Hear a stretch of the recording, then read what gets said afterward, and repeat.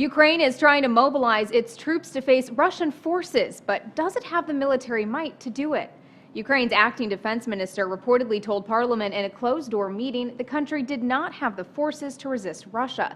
That according to reporting from CNN. And Russian media are reporting Ukrainian forces are resigning en masse in the autonomous Crimea region, where there's an ethnic Russian majority. Still, Ukraine's National Security and Defense Council says it's putting its forces on full combat readiness and is also calling for mobilization of reserve troops.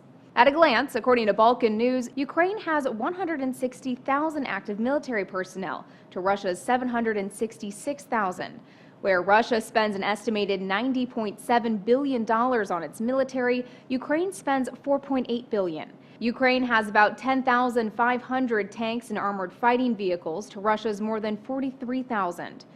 Russia still hasn't confirmed that it deployed these troops, but Ukrainian officials are reporting armed men in military uniforms in the region. That prompted international headlines suggesting imminent war, despite this plea from the UN. Cool heads must prevail, and dialogue must be the only tool in ending this crisis. Now, new Ukrainian Prime Minister Arseniy Yatsenyuk did call Russian troop deployment a declaration of war, and President Obama reportedly told his Russian counterpart Vladimir Putin the troops were violating international law.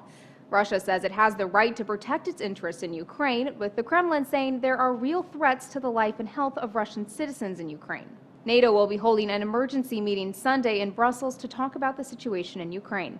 For Newsy, I'm Elizabeth Hagedorn, multiple sources, a broader view.